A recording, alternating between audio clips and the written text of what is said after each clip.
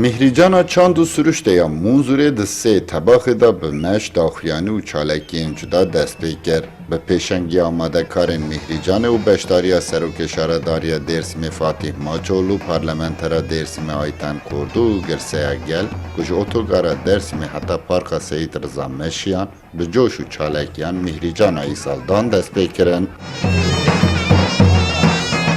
Amadekarên Mihricanê balêkişandin ku Mihrican û çalekiyên wiha ji bo danasîna çand, huner, dîrok û süruşta Dêrsimê bidin nasîn û hezkiriyên Dêrsimê berhev bînin wek derfetekiye. Loma jî divê qedexe wastengî ji çalekiyên wiha re tên derxistin û piştgiriya van çalekiyan bên kirin. Onlarsız bir festival yapma. Nehiştin ku du komên müzîkê û komeke folklorîk beşdarî Mihricanê bibin û zext û fişar xwarin ku bi beşdariya wan nahêlin Mihrican bên li derxistin. Ev helwest antîdemokratîk e û em şermezar dikin. Em mil didin hemû huner û hunermendan û em dizanin ku bên astenkirin jî em ê mildayîna hev berdewam bikin. Parastina siruştê û berdewamiya çanda me şiyara me ya serekî ye. Divê em bi dîrokê siyaset û polîtîkayên li welatê xwe, bi çandê kevneşopî û pîroziyên xwe û bi hezkirina siruştê jî jiyana xwe biparêzin û xweş bikin. Beşdarên Mihricanê jî balêkişandin ku Dêrsim xwedî çand û süruşteka bêhempa û şanaziya xwe ji bo hatina Dêrsimê ragihandin. Şahane bir doğası var. Em ji bajarê Stenbolê ji bo Mihricanê hatin.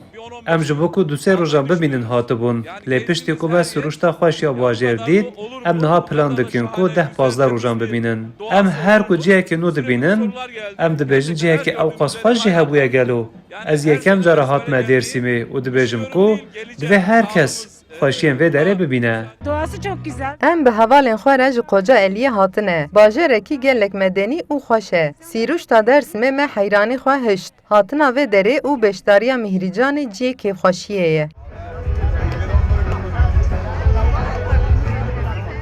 Bîst û yekemîn Festîvala Çand û Xwezaya Dêrsimê ango a Munzurê ya îsal bi beşdariyeka girseyî dest pê kir û dê heta şeşê mehê bi çalekiyên cuda reng berdewam bike. Di nav wan çalekiyan da bi taybet panel, gotebêj û pêşengeh û konsert derdikevin pêş û hişyariyên Xwezayê dê di vê festîvalê de mijara serekî be.